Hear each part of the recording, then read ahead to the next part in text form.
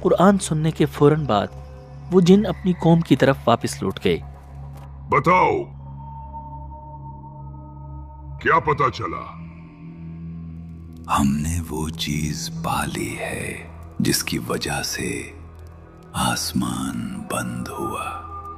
ہم نے ایک عجیب کلام سنا ہے جو سیدھا رستہ بتاتا ہے۔ ہم اس پر ایمان لاتے ہیں اور اب ہم اپنے رب کے ساتھ کسی کو شریک نہیں ٹھہرائیں گے۔ اور یوں وہ سب کے سب جن مسلمان ہو گئے۔ دوسری طرف نبی اکرم صلی اللہ علیہ وسلم کو اس حیرت انگیز واقعے کا ابھی تک نہیں پتا تھا، مگر پھر اللہ تعالیٰ نے اپنے نبی پر سورہ جن کی یہ آیات نازل فرمائیں۔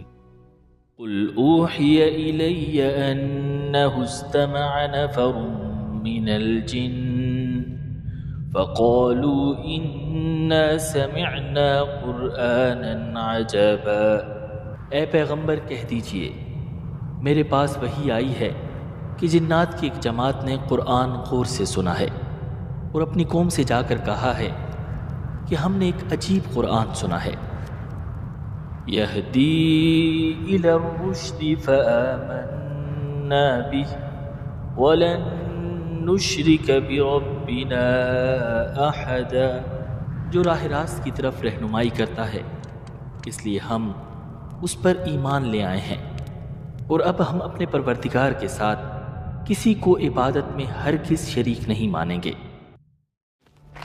ایک زمانہ تھا جب عرب کے لوگ ریگستانوں کے لمبے اور خطرناک سفر کیا کرتے تھے۔ جب سورج غروب ہو جاتا اور قافلے کو کسی سنسان وادی یا ویران صحرا میں رات گزارنی پڑتی تو قافلے کا سردار اونچی آواز میں کہتا، اے اس وادی کے سردار جن، ہم تمہاری پناہ مانگتے ہیں، اپنے شر سے اور اپنے ساتھیوں کے شر سے ہمیں بچاؤ۔ جنات جب یہ دیکھتے کہ انسان ان سے خوفزدہ ہیں اور ان کی پناہ مانگ رہے ہیں تو ان کے دل میں اور غرور پیدا ہو جاتا، وہ مزید سرکش ہو جاتے۔ دیکھو انسان ہم سے ڈرتے ہیں، وہ ہماری پناہ کے محتاج ہیں، ہم ان سے زیادہ طاقتور ہیں۔ اسی حقیقت کو اللہ تعالیٰ نے سورۃ الجن میں بیان فرمایا کہ انسانوں کا یہ عمل جنات کو اور زیادہ سرکش بنا رہا تھا، مگر اب حالات بدل چکے تھے۔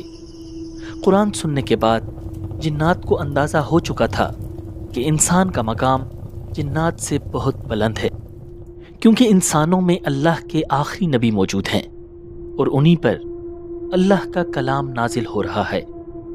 اب جنات کے دل میں ایک اور خواہش پیدا ہوئی، اس ہستی سے ملاقات کی خواہش جس پر یہ کلام نازل ہوا تھا۔ یہ ایک ایسی رات تھی جس میں چھپی ہوئی دنیا کا پردہ اٹھنے والا تھا۔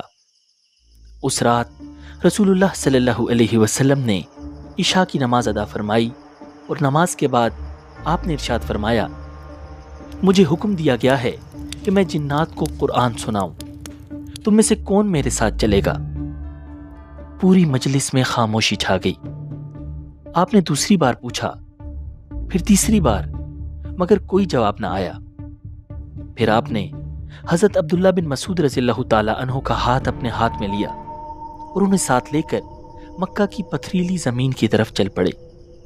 رات گہری ہو چکی تھی، چاروں طرف سناٹا تھا۔ کچھ فاصلے پر جا کر رسول اللہ صلی اللہ علیہ وسلم رک گئے۔ اب آپ نے حضرت عبداللہ بن مسعود کو ایک جگہ بٹھایا اور مٹی میں ان کے چاروں طرف لکیریں کھینچ دی۔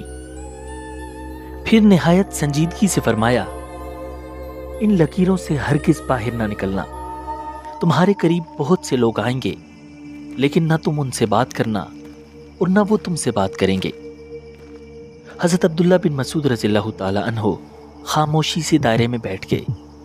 ان کا دل تیزی سے دھڑک رہا تھا۔ اب رسول اللہ صلی اللہ علیہ وسلم آگے تشریف لے گئے۔ رات مزید گہری ہوتی چلی گئی۔ اچانک عبداللہ بن مسعود رضی اللہ تعالی عنہ نے محسوس کیا کہ کوئی عجیب و غریب مخلوق ان کے قریب آ رہی ہے۔